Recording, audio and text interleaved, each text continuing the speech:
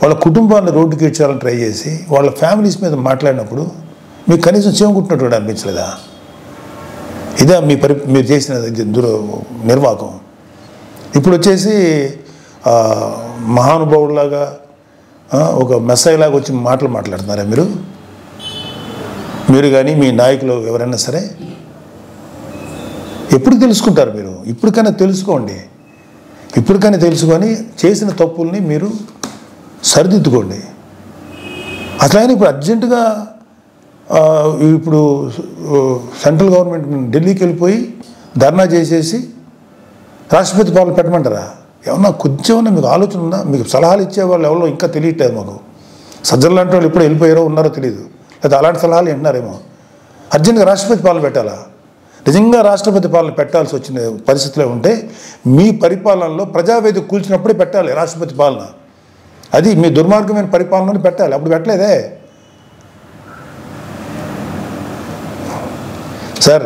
మీరు రేపు జరగబోయే సభలకి అటెండ్ కాకుండా ఉండటానికి ఓ కొత్త నాటకాన్ని, కొత్త స్టేజ్ని క్రియేట్ చేసుకుంటున్నారు. ఢిల్లీ వెళ్ళాలని ఓ పని చేయండి, మీరు వెళ్తే వెళ్ళండి ఢిల్లీ, మాకేం అబ్జెక్షన్ లేదు. కానీ రేపు శాసనసభలో మీటింగ్లు జరగబోతున్నాయి కదా, దానికి మీరు రండి. మిమ్మల్ని వ్యక్తిగతంగా అనొద్దని చెప్పి నా పర్సనల్గా నేను బీజేపీ, టీడీపీ, జనసేన ఎమ్మెల్యేలని రిక్వెస్ట్ చేసుకుంటాను. మిమ్మల్ని వ్యక్తిగతంగా ఏమి అనొద్దని చెప్తాను. మీరు ధైర్యంగా వచ్చి మాట్లాడండి. శాసనసభని ఫేస్ చేయడానికి ఎందుకండి అంత భయం మీకు? రండి, ధైర్యంగా రండి. మీకు ప్రతిపక్ష హోదా ఇవ్వకపోయినా ఓ ప్రస్తుతానికి ఉన్న 11 మంది ప్రతిపక్ష ఫీల్ అవుతాం మేమందరం. క్వశ్చన్ చేయండి, కూటమి ప్రభుత్వాన్ని శాసనసభలోనే అడగండి. రోడ్ల మీదకి వచ్చి మాట్లాడితే ఎట్లాగా? ఇలాంటి పెర్ఫార్మెన్స్లు ఎందుకు? అధికారం ఉన్నప్పుడు పెర్ఫార్మెన్సే, అధికారం లేనప్పుడు పెర్ఫార్మెన్సేనా? ఇలాంటి కథలు చేయకండి ప్లీజ్. ఇప్పటికైనా తెలుసుకోండి. మీ మీద మాకు వ్యక్తిగతంగా ఎటువంటి కోపం లేదు, ఎటువంటి ద్వేషం లేదు. ప్రజలకి నష్టం జరుగుతుంది, ప్రజలు మీ వల్ల దారుణంగా నష్టపోతున్నారు. కొన్ని వందల మంది, వేల మంది ప్రజలు ఆత్మహత్యలు చేసి చచ్చిపోయారు మీ యొక్క అకౌంట్లో. అప్పుడు అది తప్పు అని చెప్పి మేము గట్టిగా ఫైట్ చేసాం. ఇప్పుడు జరిగే ప్రతిదాన్ని మీరు రాజకీయ కోణం నుంచి చూసేస్తారా? అండ్ ప్రతి చావుని, ప్రతి చిన్న సైజు గొడవలు ఏదైనా సరే మీకు దుర్మార్గమైన ఇదిగా కనపడతాయా? మీకు రాజకీయ కోణంలో కనపడతాయా?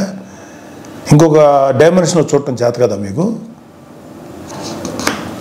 చేయండి. నేను ఇప్పటికైనా సరే మీరు గట్టిగా ఫైట్ చేయండి. కూటమిలో కనుక ఏదన్నా తప్పులు జరిగితే తప్పులు నిలదీయండి.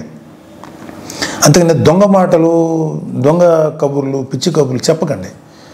మీకు ఒక పేపర్ ఉంది, మీకు భజన చేసేటువంటి కొన్ని మీడియా సంస్థలు ఉన్నాయి, పర్లేదు, వాటిని మీరు ఉంచుకోండి.